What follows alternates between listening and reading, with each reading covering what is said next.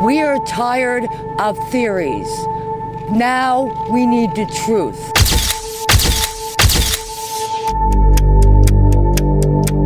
Please keep in mind that this is not an episode of CSI. This is an intensive, long-term investigation. We are on Ocean Parkway. The area behind me is a massive crime scene. Remains were actually found by their canine unit. Who is this victim, and are there more remains? There may be even more bodies out there. So far, 4 have been found, and Suffolk police say this could be the work of one person.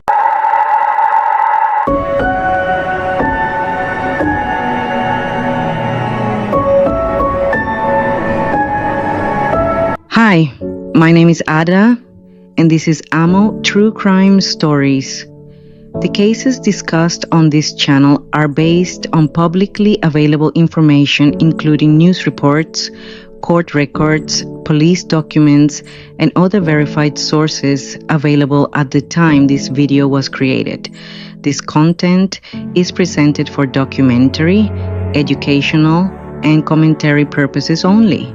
Any opinions expressed are personal interpretations and should not be considered definitive statements of a fact. All individuals mentioned are presumed innocent unless and until proven guilty in a court of law. Some material discussed may be disturbing to certain viewers. Viewer discretion is advised. With that being said, let's get into this case. Picture a quiet, gated community on the southern edge of Long Island. It's 4 in the morning. So dark you can't see your hand in front of your face. The ocean is so close. You can smell it. Salt, cold, and there's something that feels, in a place like this, like safety. On May 1st, 2010, Shannon Gilbert was 24 years old. She had traveled to Oak Beach on Jones Beach Island to meet a client. She was an escort, you see, and she brought a driver who waited outside for her until she was done. She had done this before. By 4:51 in the morning, Shannon was running, and I mean, not walking fast, not leaving in a hurry. She was running for her life, barefoot through a neighborhood she didn't know in the dark, banging on strangers' doors, screaming for help. She called 911. The call lasted 21 minutes, during which you can hear her saying, "There's somebody after me." At times she was coherent. At others, she didn't respond at all. And at times, she was heard screaming, and you didn't know what the fuck was going on. But by sunrise, she was gone. Please confirm. State police? Yeah, there's somebody after me. I'm sorry? There's somebody after me. Where are you? There's somebody after me. Okay, where are you?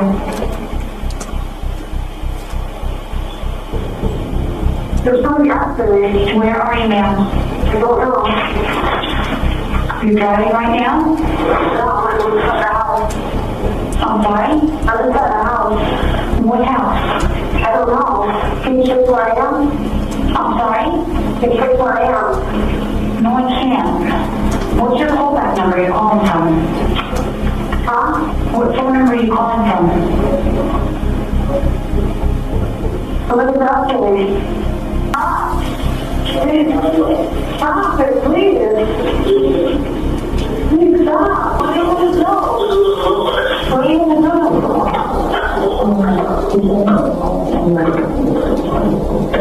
Why?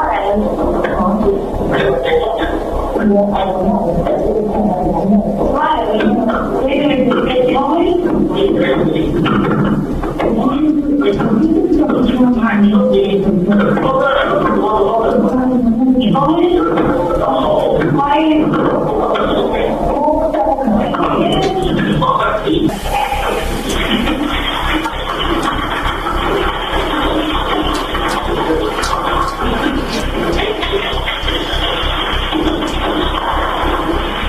tell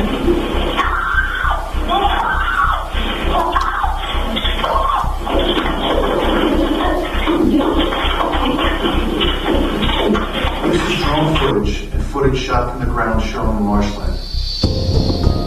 It was taken at the same time of year and time of day as when Shannon went missing. These reeds can grow over 12 feet tall. They can disorient someone inside them, causing them to lose a sense of direction. One cannot tell where the highway is or where the bay is. The reeds and brush can become impenetrable in places. There's a trench running east and west through the marshland. This was created to allow mosquito control. It is believed that Shannon followed this trench. Personal belongings of hers were found just north of the trench.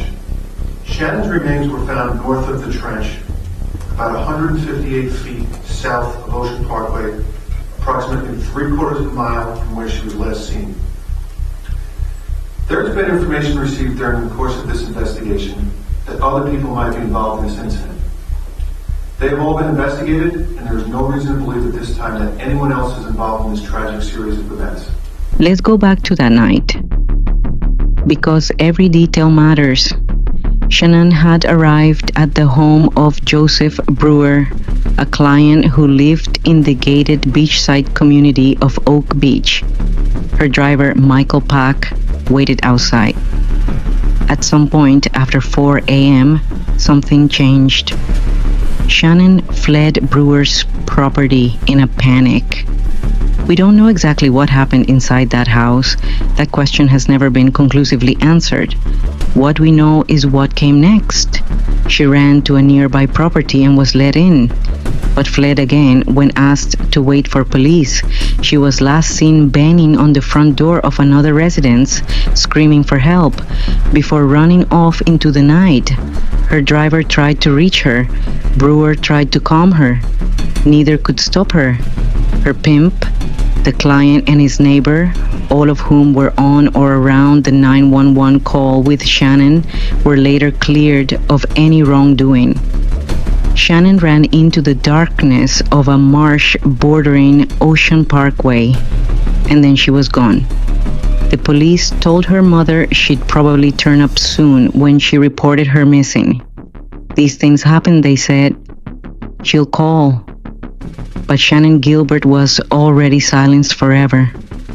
The 911 call she made that night was kept sealed by Suffolk County Police for over 10 years.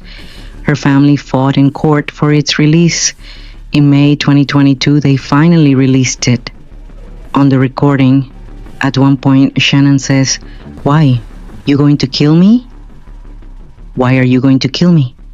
Those words, whether she was terrified, disoriented, or both, hang in the air of this case like smoke that never fully cleared.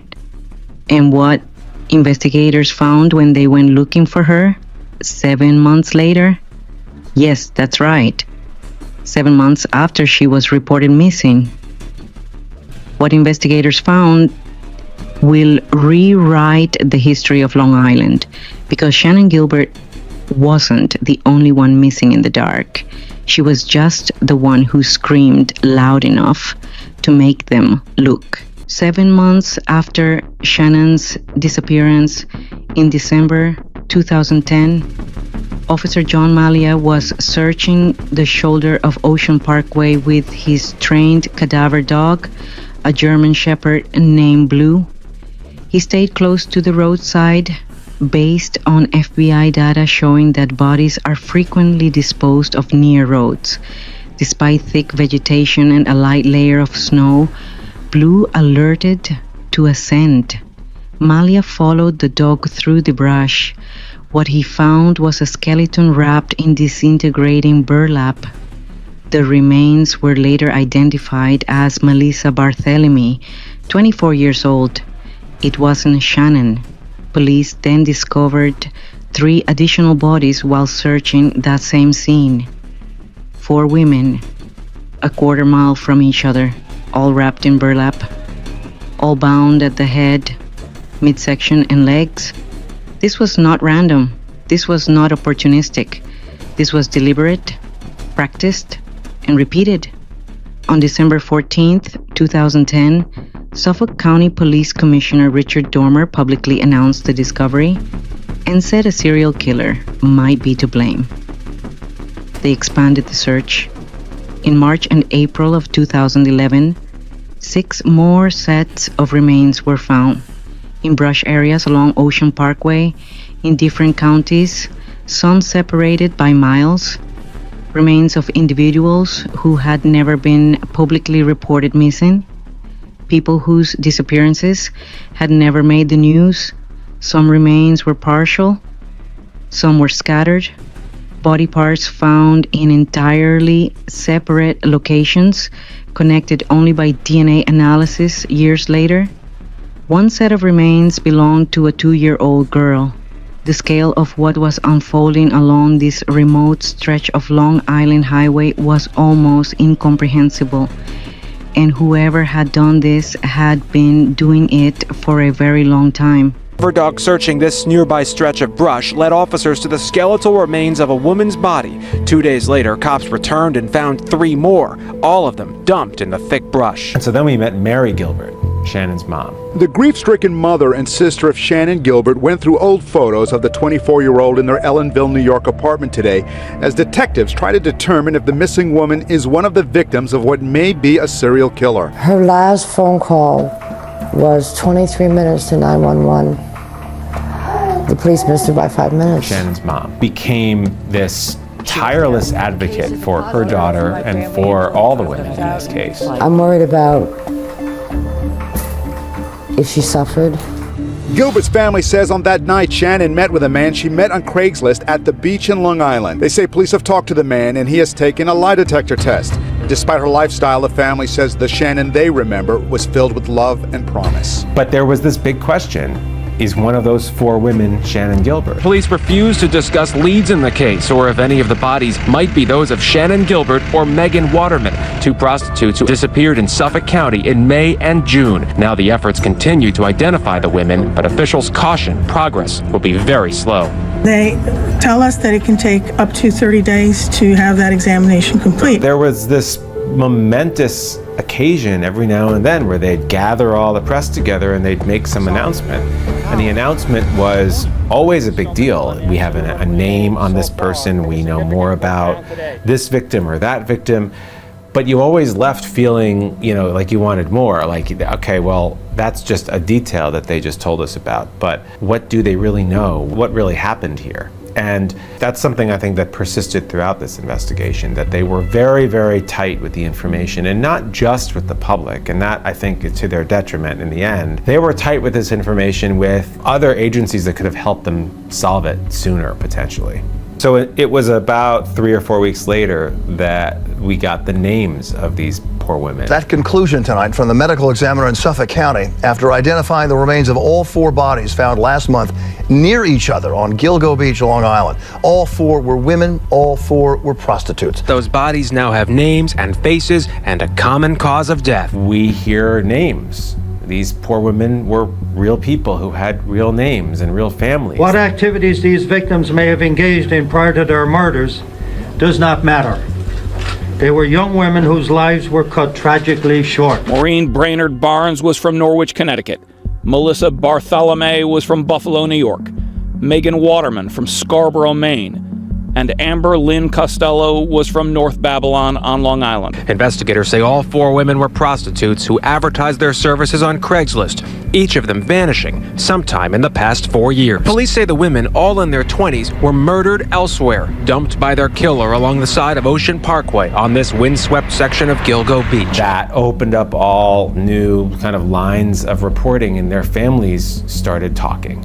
I convinced myself it wasn't after a week. We didn't hear back from the DNA. I just said it's not her. They would have called us if it was her. It's sad, and I just wanted to get a chance to see where my sister was. Bartholomew vanished from the Bronx over a year and a half ago. Back in Buffalo, her family has endured a heartbreaking wait. They talked to a local news station in September of '09. If anybody has seen my daughter, please contact us. We really need her to come home to us. We all love her and miss her. Took my sister's life from me and my family's. I just can't believe it. I just can't believe it. And what became clear is there were real similarities among all these women. They had all come from backgrounds where they had some degree of trouble in their lives. They were all sort of running from something. And they had found a home in the sex trade in New York. Investigators told us at that press conference that this was the relationship among all 4 of these women. They were in a line of work that was extremely dangerous. The victims were engaged in a high-risk business, and these homicides appear to us to be directly related to that business. I'll actually never forget the district attorney of Suffolk County used this as a chance to warn women not to do this, because look what happened to these 4. We don't know who did it, we don't know the details, but they're in a very, very dangerous line of work. People who are engaged in a similar business should be on very, very high alert. That was really the big announcement 3-4 weeks in. And what was stunning to everyone covering this case, that not one of those 4 bodies was linked to Shannan Gilbert, and so she was still missing. Last night, they definitively ruled out Gilbert as a match for any of those bodies. At the time, everyone assumed, I think probably the police as well, that her body was there somewhere. She had been murdered like the others because she also was a sex worker. It was hard to imagine that it wasn't linked, that she hadn't met the same fate as the other 4.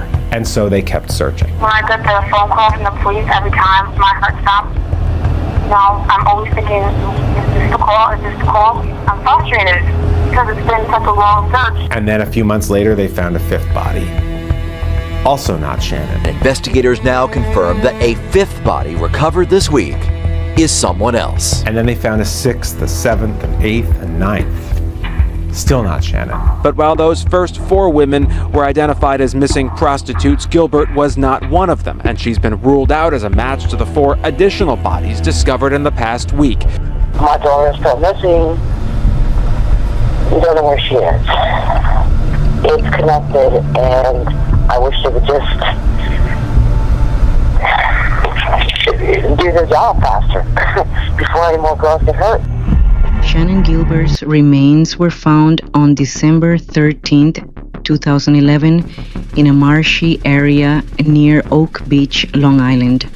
Suffolk County Police found Shannan Gilbert's purse and mobile phone in Oak Beach marshland. 2 days later, Gilbert's remains were discovered a quarter-mile east of her belongings. The official ruling, when her remains were eventually found, was accidental drowning. Her family has never accepted that. Her sister Sheree said it plainly. Something happened to her that night. She ran for her life. She was in fear. A private pathologist hired by the Gilbert family concluded that her death was consistent with strangulation or asphyxiation, not drowning. To this day, Shannan Gilbert's cause of death remains officially disputed. But here is the brutal, defining irony of this entire case. It was the search for Shannan, the attempt by investigators to find one missing woman, that revealed something far larger had been happening along this stretch of highway for years. For more than a decade, this case moved in fits and starts. Task forces were convened and then quietly dissolved. There were press conferences that generated headlines and little else. Victims' families gave interview after interview describing the same experience. A sense that because of who their loved ones were, because of how they made money, because they were women who were considered disposable, the full weight of law enforcement was never truly brought to bear on this case. That may or may not be fair. What is undeniable is the timeline. For years, the case frustrated investigators. It was featured on true crime shows and podcasts and became the subject of a best-selling book, but it went cold. The break, when it finally came, wasn't from a dramatic new technology or a surprise witness. It came from a decision made by a new police commissioner. Suffolk County DA Ray Tierney's office later revealed, "We were going to be quiet. We were going to pretend as though it was business as usual in Suffolk County because we knew what we were doing. In January 2022, a new Suffolk County task force was convened, multi-agency, focused, and quietly determined to reopen every thread of evidence. Within 6 weeks of that task force forming, they had a name. This is where we'll leave the story for now. Part 1 ends here, but the case is far from over. Part 2, the final part of this investigation, is coming very soon, and I'm almost finished putting it together. Thank you for spending your time with me today. Stay safe, stay alert, and always pay attention to what's happening around you. If you haven't already, please like this video, subscribe to the channel, and ring the notification bell so you don't miss part 2 when it's released. Until next time, take care.